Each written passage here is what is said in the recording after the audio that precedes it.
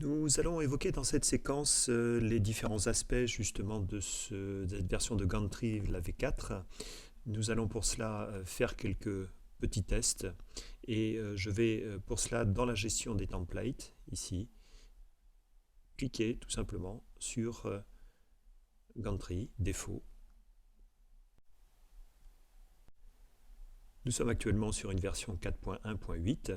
À partir du moment où vous avez cet encart ici qui se colorie en bleu, eh bien vous avez la toute dernière version. Il y a une vérification systématique de la version sur laquelle vous travaillez et on vous propose, quand le bandeau est en rouge, justement de mettre à jour cette version.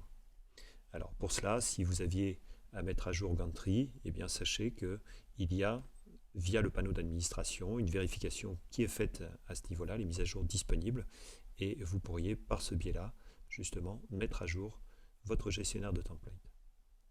Alors, premier aspect que nous évoquions dans la présentation générale de Gantry, le fait que Gantry soit initialement prévu pour être design responsive. Eh bien, nous allons pouvoir le tester. Alors, dans un premier temps, je vais juste réaménager la position du menu, puisque, vous voyez ici, mon menu se partage avec le logo, la moitié d'espace disponible. Nous reviendrons sur cet aspect. Je vais simplement venir ici faire en sorte que le logo soit positionné ailleurs que en header A. Je vais le mettre en top A par exemple, et le menu, je vais le repasser en header A, de façon à ce que l'un et l'autre soient l'un en dessous de l'autre. Je sauve, et je vais ensuite actualiser. Donc premier aspect, l'aspect responsive design. Alors c'est une particularité justement de cette version 4 et c'est une information que vous allez trouver dans la partie Advanced, ici, les parties avancées, au travers du Layout mode que vous avez à cet endroit-ci. Donc par défaut, vous avez un template qui est en responsive. Donc si jamais on procède au rétrécissement de la fenêtre, eh bien vous allez voir qu'à un moment donné, vous voyez, les trois articles qui sont sur la page d'accueil, en 3 colonnes, eh bien se sont légèrement réduits, se réduisent encore davantage quand on atteint une taille encore inférieure, l'équivalent des tablettes, et si on réduit de façon conséquente, eh bien il y a eu à la fois une conséquence sur l'emplacement des articles eux-mêmes sans déformer bien entendu le texte, c'est l'intérêt du design responsive, et vous avez un menu également qui s'est adapté en fonction de la place disponible. Donc si jamais vous ne souhaitez pas utiliser cette particularité, eh bien sachez que la V4 va vous proposer justement ici de travailler dans une largeur fixe, c'est-à-dire que vous n'aurez pas de bouleversement de la mise en forme de votre page dès que votre fenêtre va venir se réduire. Et donc forcément, la conséquence sera que votre contenu restera tel qu'il est sur les tablettes, mais également sur les smartphones.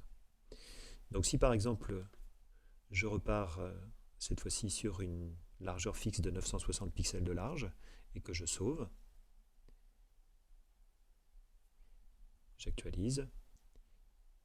Pour l'instant, rien de particulier, mais à partir du moment où je vais réduire maintenant la fenêtre, eh bien, je vais constater, vous voyez, que mon contenu ne change absolument pas et qu'il apparaît maintenant des barres de défilement qui me permettront de me déplacer de la droite vers la gauche ou de la gauche vers la droite. Et quand je réduis la taille de façon importante, vous voyez qu'ici, il n'y a pas de modification des menus, il n'y a pas non plus de modification ici de la mise en forme.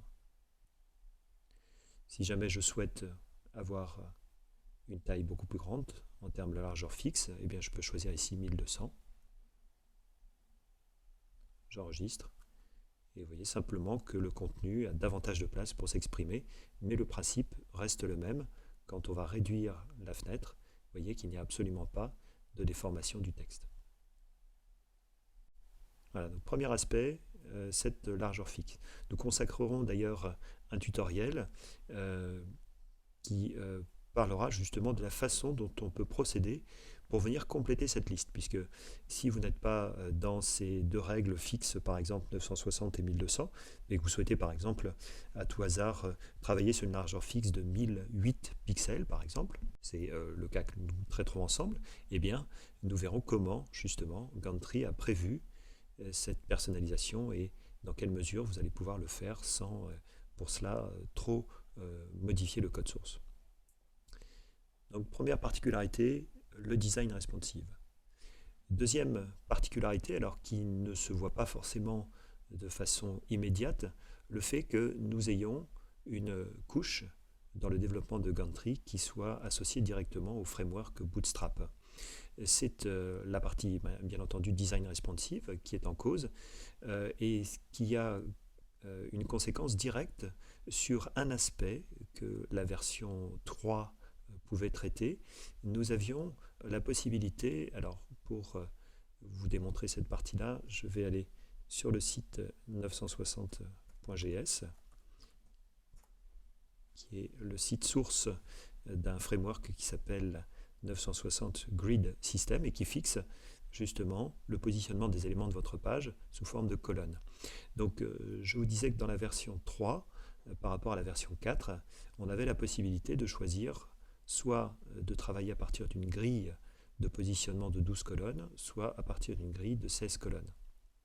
Eh bien, depuis que justement la version 4 a adopté Bootstrap, Bootstrap étant figé en 12 colonnes, eh bien vous n'avez plus le choix de passer de la 12 à la 16. Donc, ce qui est un aspect important pour ceux qui, en V3, justement, avaient l'habitude de travailler de la sorte. Donc, impossible, bien entendu, de passer outre cette particularité.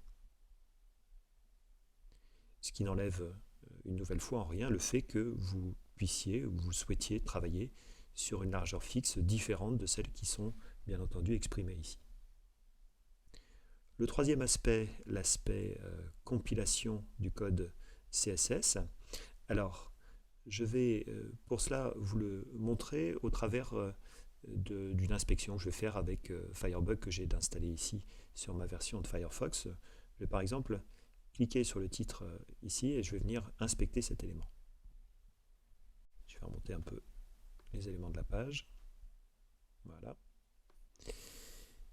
Eh bien, nous avions la possibilité en V3 de bénéficier d'un certain nombre de feuilles de style qui étaient présentes et nous pouvions par exemple, c'était le cas dans les tutoriels que je vous ai montrés sur la version 3, nous avions la possibilité par exemple d'emprunter une des feuilles de style, style 1 par exemple, .css, et de venir y placer les codes personnalisés que vous souhaitiez, donc finalement inscrire toutes les modifications que vous souhaitiez dans la mise en page de votre site internet.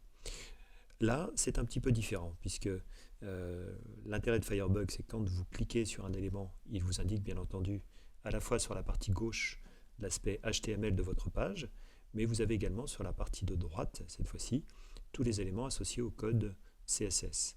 Et le changement, justement, par rapport à la V3, c'est que vous n'avez plus la possibilité d'identifier clairement la feuille de style sur laquelle justement vous travaillez, puisque cette version va utiliser un compilateur de feuilles de style au travers de l'outil less qui se trouve ici, alors que vous pouvez activer, qui est activé par défaut, mais que vous pourriez rendre ici au niveau des paramètres plus petit en termes de fichiers CSS générés. Je vais m'expliquer très vite sur ce point.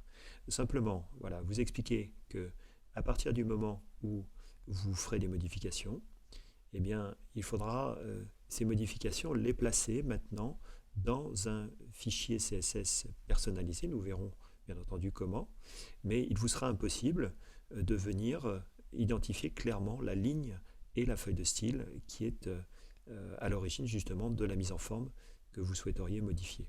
Donc nous verrons bien entendu par des exemples précis comment vous pourrez vous en sortir, mais voilà, c'est un aspect un petit peu différent et assez déroutant dans un premier temps quand vous avez l'habitude de Gantry version 3.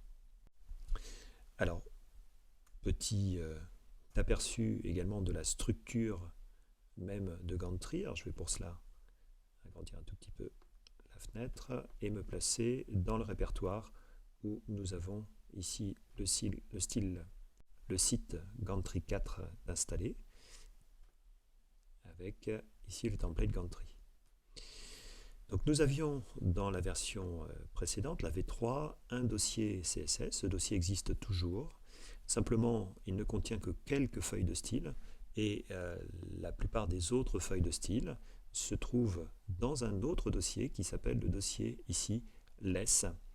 Et ce sont des feuilles que vous ne pourrez pas modifier ou modifier difficilement à partir d'un éditeur de page HTML standard.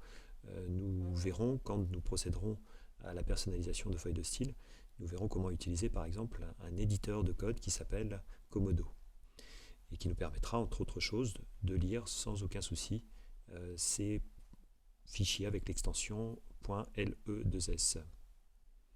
Donc à cet endroit-là se trouveront les différents paramètres CSS que vous souhaitez pour votre site. Alors là, ce sont les réglages qui sont proposés par défaut par cette version de base de Gantry. Et tout ce qui se trouvera dans ces fichiers sera ensuite réuni, compilé en fait à l'intérieur de deux feuilles de style principales qui se trouvent dans le dossier CSS Compiled. Et vous aurez donc ici un master et un menu. Le master contiendra en fait toutes les feuilles de style en dehors des feuilles de style associées au menu et entre autres choses le menu horizontal que vous avez ici, ce que Gantry appelle le Gantry Fusion ou le Gantry Split Menu. Donc à partir du moment où nous ouvrons l'un de ces éléments, eh bien nous pourrons constater justement qu'il s'agit ici du regroupement total de toutes les feuilles. Donc ça c'est le compilateur CSS, le less, justement, qui se charge de cette tâche de prendre l'ensemble des propriétés CSS et de les regrouper dans un seul fichier compressé. C'est ce que signifie ici CSS Compression. Vous avez on va dire un compactage des informations sans retour chariot, sans espace. Alors c'est très difficile de pouvoir lire un tel fichier. Simplement ici, on vient réduire l'espace justement de façon à ce que le document soit moins lourd. Donc trois aspects dans cette nouvelle version que nous évoquions. Le design responsive. Nous avons ensuite une structure basée sur le framework Bootstrap et en dernier lieu une intégration de ce compilateur CSS qui s'appelle ici less.